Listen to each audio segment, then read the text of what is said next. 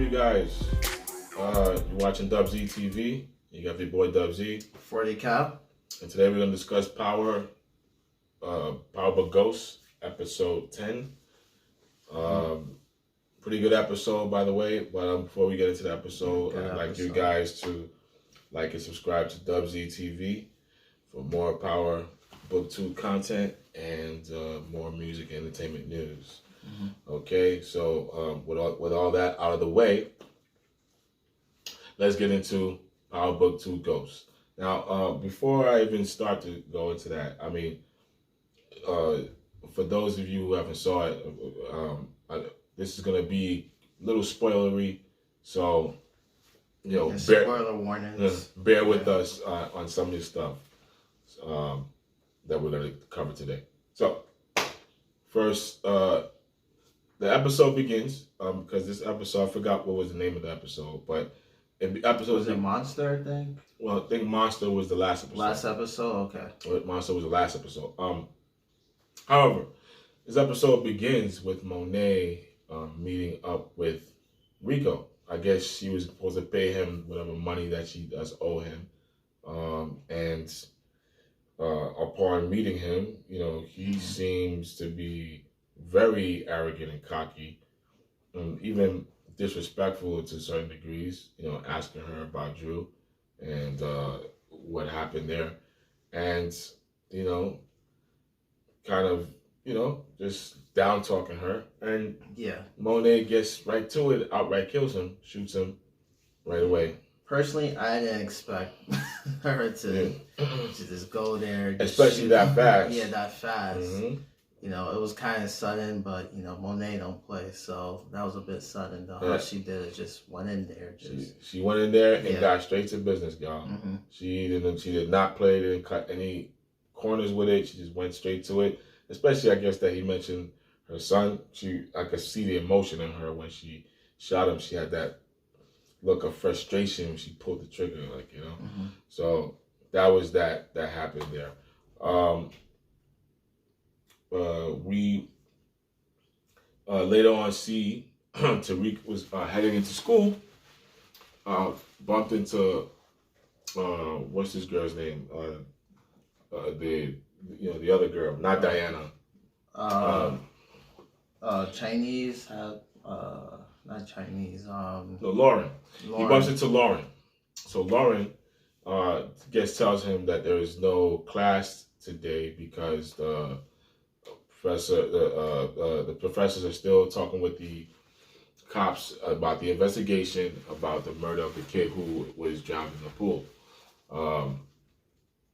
But he tells her that he's going to court because he's looking nice. And one thing I found that was very kind of nice with her is that she asked him if he would want her to go with him, and of course he denied it, but I could see the concern in her face, knowing that this was something that he had to handle because of his mom.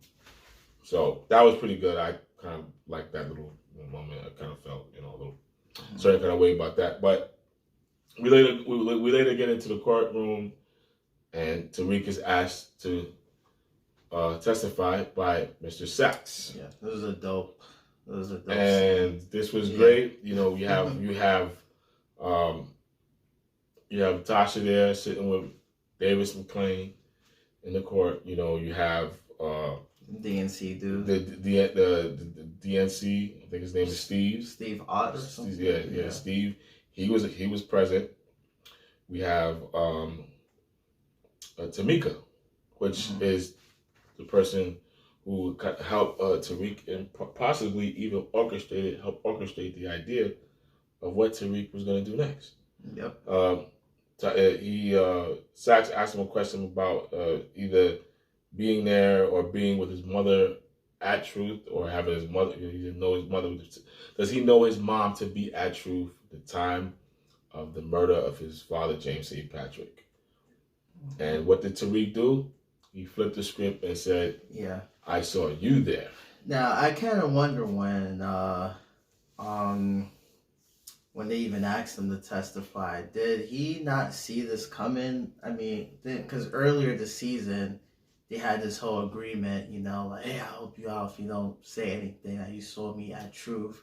So Sax, I kind of wonder what made you try to convince or make Tariq testify, knowing he has this dirt on you and that it could actually lead to some questions. Because remember, you know, you're testifying under oath, so you know, to say something that egregious under oath was going to be like, whoa, are you sure about that? So I wish they kind of delved more into that line of thing. And maybe I missed something last episode or this episode. What would make Sax make a move like that? You know, it was really, I thought it was odd that you're going to bring the one person that saw you. I think someone else saw him at Truth too. Wasn't it, oh man. I believe there was someone else that saw him at Truth, but Tariq saw him at Truth, and I don't get why he brought up, like, why. Well, I mean, I do know that, you know, the last episode, you know, Sax might have felt a little bit kind of weakened by the fact that this girl, Epiphany, didn't show up to court. So, and he knew that Davis was working with Tariq, at least as far as getting payments from Tariq. So I guess he, you know, not trusting Davis and at the same time being pressured by, the DNC guy that, you know what, the best bet is to bring in someone who can really, really put Tasha or himself at the scene of the crime and possibly help them come to a conviction. And that went left when Tariq said that Sax was there. And then he further, after further questioning, even went as far as to say that he was followed and drugged up in college, and and pictures were illegally, pictures and video was illegally taken of him, and you know, so on and so forth. Like, you know, so he basically revealed some of the dirty tricks that Sax was doing that was unlawful and unethical on his part, and that Sax has been doing that for a long time now. Oh yes, that put him under a certain amount of pressure, and you know that in that courtroom they had to call for recess when they went back. I always like when power brings us to those situations where we're in court and someone's integrity is questioned because of the unethical parts of their work. And we've seen that done in season 4 of Power when Angela took the stand and basically stated that James St. Patrick did not kill Greg Knox. And we've seen how crazy that courtroom was, especially how the judge just went in and insulted every one of them that was on that prosecuting team. That pretty much got them all. They made them all. That just kind of made them all black labeled, and after a while, their whole credibility on even dealing with James St. Patrick kind of crumbled. So by the time Angela was empowered to become the leader of the AUSAs in season 5, they drifted away from investigating James St. Patrick. He was no longer a priority to them because of how bad they looked in that courtroom. So in this case here, we see Tariq kind of using the same method. The only difference is this DNC guy being so, I don't understand why his motives are so hard on getting a conviction about somebody who killed James St. Patrick when clearly it wasn't you. So why are you trying to, why are you worried so much about that? You know, who cares if the DNC elected someone who might have been corrupt? It happens in history.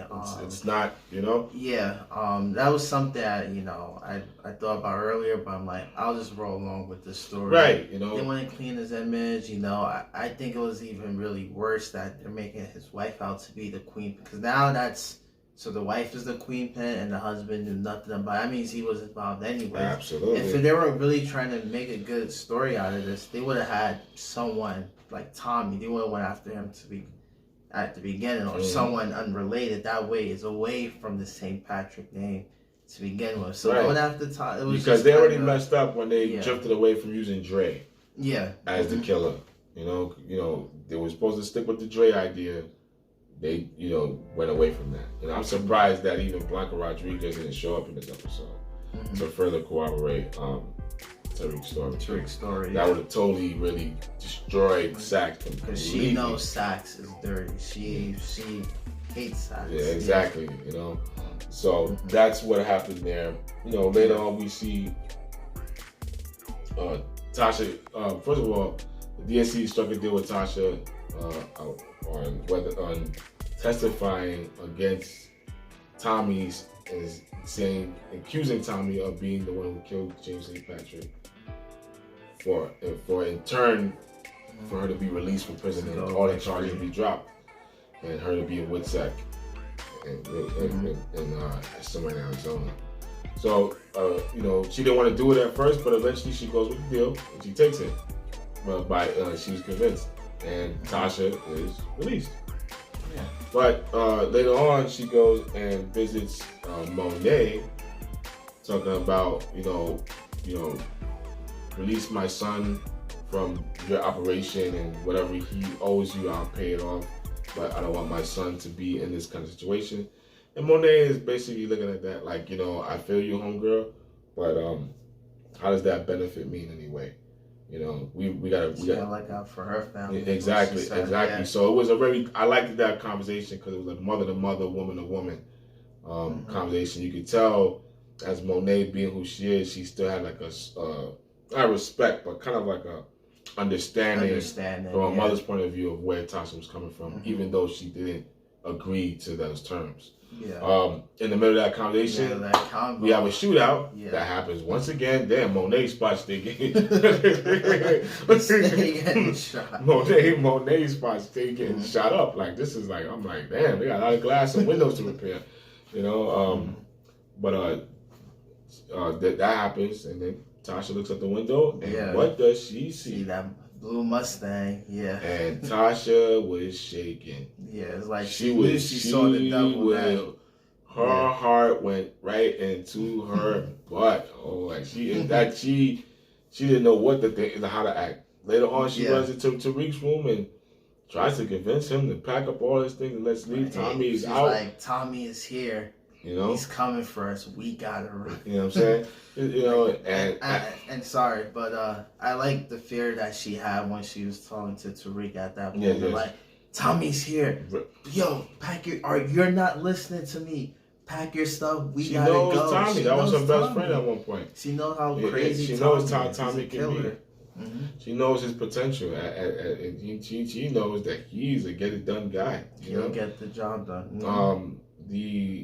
Which we didn't really cover why Tommy might have shown up, which is probably because Davis, upon Tasha getting released, went to the news. He had her talk to the press, and I think pretty much he mentioned his name, didn't he? Yeah, he mentioned. Didn't she? Yeah. Yeah, Tommy Egan. So that's what happened there, and that I don't know if that ticked him off or was just avenging Lakeisha like we previously spoke about. Yeah, I think we had not a debate, but I wonder how much of it was because he brought up Lakeisha again, and I was like, I thought I understood that he somewhat understood why Tasha killed Lakeisha, but he kind of brought it up again now, like I still haven't really forgave your mother, so I guess it's still a combination of both. He's still not 100% happy with the whole Lakeisha incident, but also he saw in the news Tasha's about to snitch, and it's like you already know the rules. That it was like, all right, and even Tasha know. And one thing to point out, Tasha also said she wasn't gonna snitch against Tommy. And I seen with Tariq, she mentioned like, no, I'm not talking. Of course not. Yeah. She wasn't supposed to, but later on down the line, we see that things went a little bit another way. But I told you guys Tommy will return.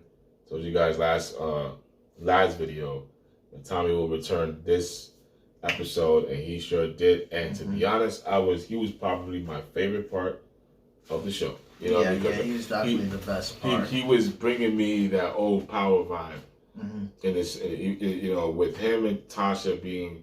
I think that was very clever to put them both in the show to kind of give us Power fans that true essence of the Power Show. The Power It's Show, like bringing yeah. us back full circle and letting us know why this show is important and why the story with Tariq continuing is an important story.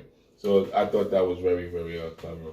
You know, later on, you know, we have Kane, Drew visits Kane in the hospital, and you know they have their conversation, and Kane basically, you know, still talks about Tariq, and you know, Drew is like, dude, you're out of control.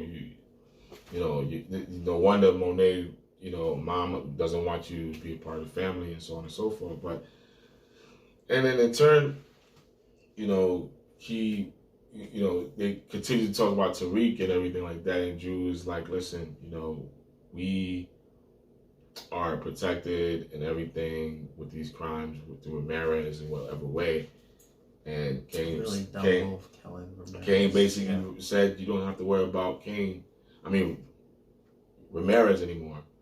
And I guess that's where he pretty much revealed that he got rid of Ramirez. And once I seen Drew's face, he just looked at Kane and was like, what an idiot. You know what? Just You're get out stupid. of my room. Get out. I have nothing else I still think he's stupid. And I think, and again, Kane, I was watching the thing with Courtney Kemp, and she was talking more about a lot of Kane's upbringing of the story with Monet is going to be more fleshed out in the next season, as far as kind of like giving us a little bit of an introspective look of why he's the way he is. So I'm looking forward to exploring more of that, because for me, I just look at his character as like very flawed, like beyond, like, you know, even Tommy came in the Tower of Madness with a purpose, whether we agree with why he's doing it or not. But this guy, his purposes are just so nonsensical. Nonsensical. Yeah, it doesn't make sense. He does think that doesn't quite make sense. Like the Ramirez thing, I think is one of the dumbest things. That's probably had to be one of his dumbest kills that he's done. Dumbest, like that's the guy that can get you out of all of this, and that's like your one trump card. But that's what happened there. Now Tariq and Braden have a conversation in the room. You know, Tariq tells him about, you know, his mom being free, and you know, them, you know, trying to do what she can for, you know, to leave and have a good come. It was good seeing Tasha's mom, and Yaz is big. She got big. She got really big. I almost, like, my eyes got watery seeing. I was like, oh my gosh, this girl got so tall.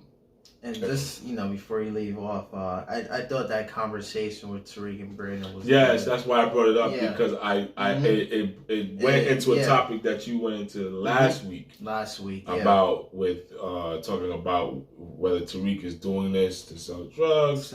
Is he going to stay in the game once his mother's out, or is he going to get out? Like, what's, you know? And he kind of had that good conversation where he's like, listen, Braden's like, listen, I understand that you're doing this for your mom if you want to get out, you know, but this is something I love doing, you know, we good at this. We got this thing going. And Braden is right in a sense, and, you know, I think obviously it wouldn't be a show if Tariq wasn't selling, I don't think, so, it just makes me wonder, like, still, what's the end game after this, so. At least for him. For, you know, Braden, you know, I guess he likes doing this, he enjoys it. Tariq, is it because the Tejadas are going to force him to keep selling because he's making money, or are they going to give him a new, you know, because for Ghost, remember, it was always something why he had to keep. He wanted to get out. And so far, we're seeing that same pull with Tariq in this season, that he's been doing this because someone is always putting a gun to his head.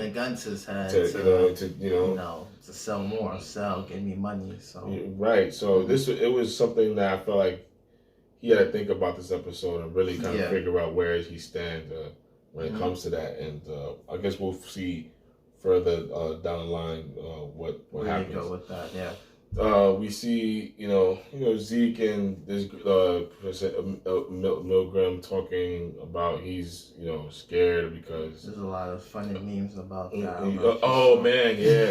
This Zeke has become like a funny guy for the internet. I don't know who that is. You know what I'm saying? Those face expressions he makes and all that was just like, I found it to be like funny. Like, I feel like he's a funny guy. Yeah, he's a funny guy. You know, like, because he was doing those those. Well, I don't know. I don't know about that. I don't know about. I don't know who that is. You know. So Zeke is definitely has been, you know, a funny character, but you know what I mean. But Yeah. I feel like Milgram is keeping him at bay because he doesn't want him to be so so panicky that he ends up spilling the beans on anything. Especially after the conversation she had with Monet last week. So she's trying to calm him down, and make it seem like she got everything under control. She fixed everything, just for him to relax. So obviously she's gonna continue giving him that booty. Yeah. For him to just tone down. Tariq eventually meets up with Tommy. Which that was pretty good. Good reunion. Yeah. You know what I mean? He was leaning on Tommy's Mustang. Mustang. And Tommy Cash to see Kashmir, Lakeisha's son, and he comes out. Which, you know, by the way, Cash looks big now. He looks like he got real tall, like the actor who plays him. And then Tommy sees Tariq on his car, and he was like, "Man, get your butt off my car before I whip you." Like, you know what I mean? And for that moment right there, I just felt like he was just talking like his uncle. Yeah, like right there. Uncle, you know what I mean? It was like, even though he was not playing with him anyway, and you know, he said, "I promise you, you know, that I wouldn't, you know, come after you for killing your dad, but you know, but your mom still, you know." And your mom's gotta go though. Yeah, he was like, he was like, you know, Tariq was like, "Listen, I'm trying to negotiate with him, I'm pleading with him not going after Tasha," but Tommy made it clear, like, "Listen, I'm not gonna stop trying to look for your mother, and I'm not gonna stop trying to kill her." Like, she's definitely she gotta go. She gotta go, and I'm like, wow, Tommy really, you know. And the thing about it is that is that Tommy and Tasha were close. They were really close. They were really close to it, and it was like this got really kind of, you know, like she even kept secrets for him. He kept secrets for her. They worked together. I get why Tommy was going after. I wish they fleshed it out a little tiny bit more to see more of it. Because I get it.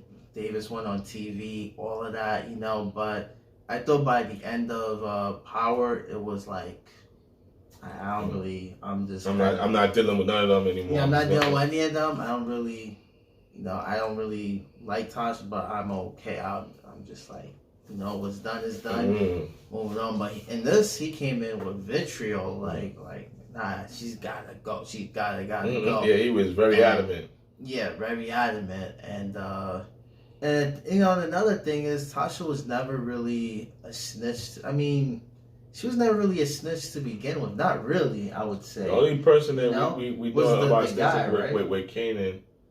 And the guy that she was dating last season. Yeah. That was the only snitch thing that she's done. You know, and even with the thing that she did with that guy, that was more of a setup than a snitch. It's more of a setup. Actually, both of her snitch things were setups. Like, she never literally snitched on something that she was involved in. Or whatever. She just kind of like did setups to kind of like get other people implicated in situations that they had nothing to do with, you know. So that's why I was like, you know, if Tommy knew Tasha, would he?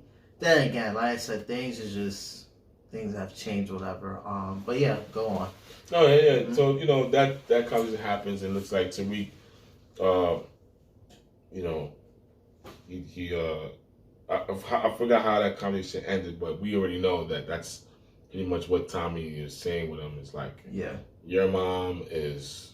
She gotta go. She's my number one target right now. She gotta go. So, which that I think puts Tariq a high alert as far as protecting his mom. Yeah. So, you know, that happens. You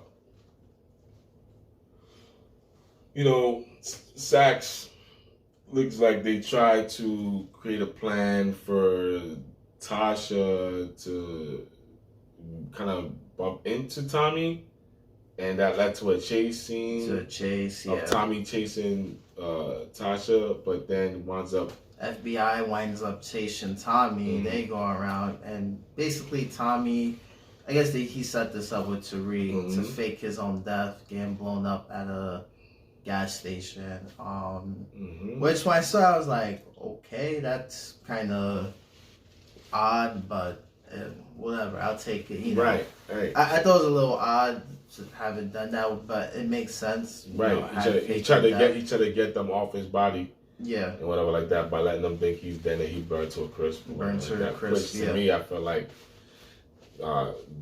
they should still be This should suspicious. still be bones, bodies. Right. Yeah, If there's nothing there, then where's then they should be still. Just, even if it's it should still be something Right. left.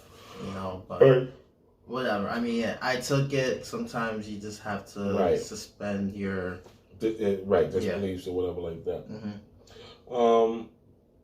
So that happened there, and we see, Tommy. Early in the episode, Professor Jabari spoke to Tariq and let him know that he knows about his drug selling in the campus. Yeah. And all this and all that, which Tariq completely denies that any of this ever took place. But he continued to insist that he knows about everything that's going on, and then Tariq continued to deny. And who walks in? It was a detective. Was it Santos? Yeah.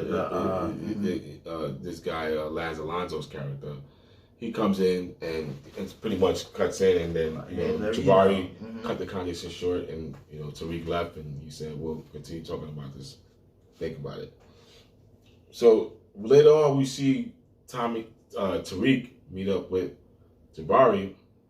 Looks like somewhere by the school, park, campus, whatever like that. Some park abandoned at night. It looked like he tried to pressure Tariq again, and who shows up? Mr. Kane. Kane shows up with the gun drawn. Really killed Tariq. So coming to Tariq he's like, I'm tired of this. You gotta go.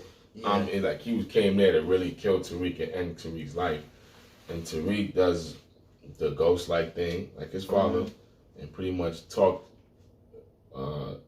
Kane out of shooting him.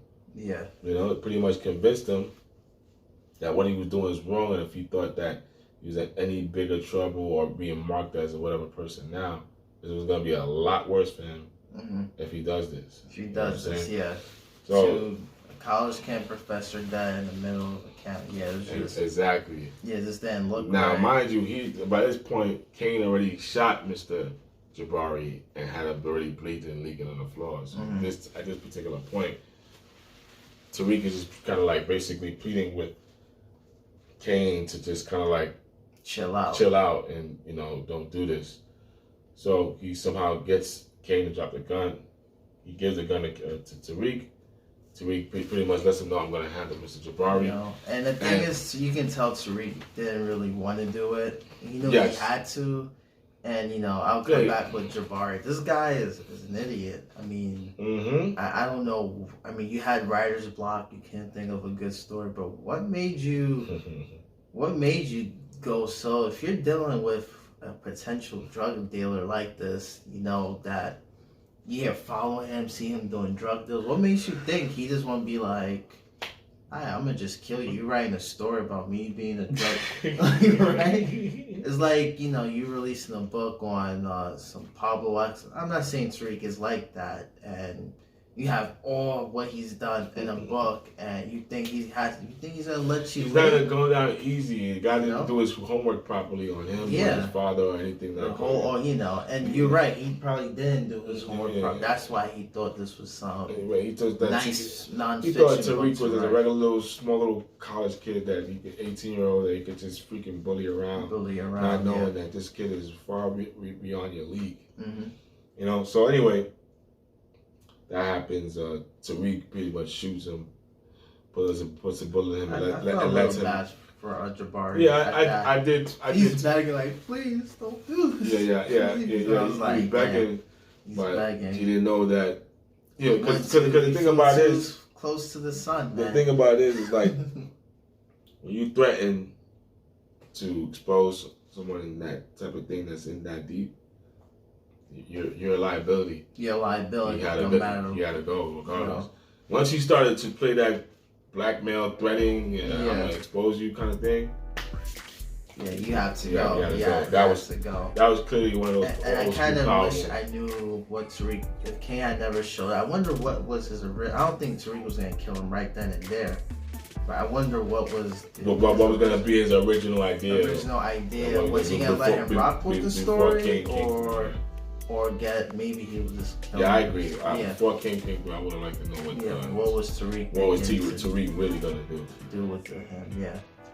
We also see Monet talk to her husband Lorenzo about the whole situation with Kane being out of control, Rico being dead, and he's pretty much coming to her like, listen, you gotta get this organization back right.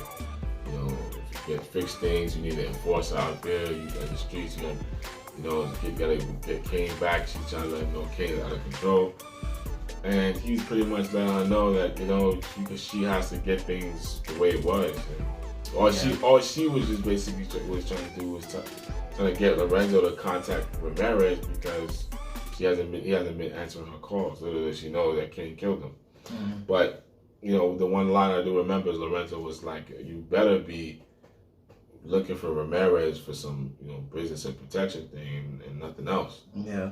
She didn't answer that and clearly just went and changed the subject. But I feel like Lorenzo's trying to get suspicious. I thought he already knew what was going on, but I feel like this is something that could be set up for something later. It could be a setup for something later. So I won't be surprised if anything else comes from that. We also see Saxon Davis talking. Saxon's packing up because now he's out of a job.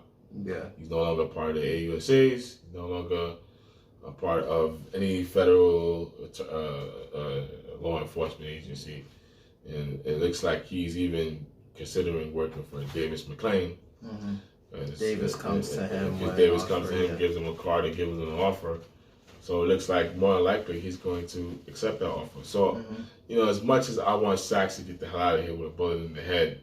Because he's done so much. He's done so much. He's become like one of the most hated guys for me in power. So I guess his demise is something that maybe we'll probably see down the road somewhere. Then we get to, I guess, Tariq meeting up with Tasha at the gravesite where she was saying goodbye to Raina and and stuff like that, and pretty much revisiting Raina and Ghost and everything like that. And Tariq meets up with her, talks to her, lets her know that he's not gonna go with her, and she's crying emotionally. He already has the feds and everybody coming to pick her up right then and there in that scene. Literally, we know that Tommy was over there scoping him out, ready to go in for the kill until the feds start showing up, saying that they have intelligence to believe that she's in danger. And they want to hurry to get her out of there. Which, to be honest, she was in danger. And Tariq knew what he was doing. Tariq knew that Tommy was still alive, and he knew that he was going to still go after his mom. So he kind of pretty much did the right thing by getting her out of there like that. And, which that turned into, after mom was gone, Tommy, pulled up and pulls a gun at Tariq's head, but lets him have it. And then one of my favorite parts comes because literally, he has a gun in the back of his head. And who was that? Yeah. That's Monet. And Tommy goes and is like, I want to know who got the balls to even be put a gun on me. And then he turns around and sees her, and it was like, wow. So this was a scene that, while she doesn't know who he is, and he's probably the most ruthless killer at that particular time and moment, she was like, well, Tariq is her money guy. So if you fucking with her money, you're fucking with her. So at this particular point, she would have shot him like she did Rico if she had to. She had to. But so, Tommy took the easy way out and just let that rock. You know what I'm saying? Probably make it look like that's the last time he's gonna meet up that's gonna see Tariq. But we'll see what that's gonna lead to later on down the line. We'll see. We'll see. Yeah. I say we haven't seen the end of time. I would like to see him come back, but let's see what he got going with his series, what they got writing for that. I wonder if it's going to take place after this or during the time we haven't seen Tommy. And maybe this event will be somewhere in the middle, or they'll briefly So go into it. And, yeah, so the episode ends with Monet asking like, "Did you really kill your father?" And he doesn't really answer the question like that, but kind of does. But I guess he started to kind of like at that moment realize, wait, this kid there's more to this kid than just what we know. This kid is a little mysterious. And then he mentioned a line saying that ghosts never die, even though ghosts never. Which Tommy had before leaving saying that this looks like your father's your father's sort of kind of set up, because his father did do that to him at the end of season 2, something very similar. So I see that he's kind of looking at Tariq's work and was like, what, this kid right here, my mission is not to fuck with this kid right here. Yeah. But this kid's a little slick one. He's a slick one. He's one of those. Yeah. So I mean, that's all all the episode have. I mean, there was a couple, probably some more elements that we didn't go in, but those are like some of like the good highlights of what I thought was pretty good. So if you didn't see the show, I would have hoped you didn't go through this video, because we kind of revealed some key moments that kind of like put the episode in. Overall, I would say if you're a fan of Power and you haven't watched this, watch it. You'll enjoy it. Yes, you'll enjoy it. You're probably coming from hating Tariq from the last from Power, but this one you'll just go in with a breath of fresh air. That's what I did. Yes. And you'll enjoy it. Yeah, Tariq has probably went up the radar for me than he ever was when he was in the original series of Power. They managed to make him likable. So it's pretty interesting. Well, so you guys, you've seen it, or you've seen this video, you guys leave your comments down below. Let us know what you guys think of the episode. What did you guys think about Tommy's return? What are your predictions going forward for season 2 of Power Complete Ghosts? Comment down below, share your thoughts. Also, don't forget to like and subscribe to Dubsy TV, and we will be giving you more videos very, very soon. Yeah. So, got anything else you would like to? That's it. So you have your boy Dubsy. 40 Cow. You're watching Dubsy TV.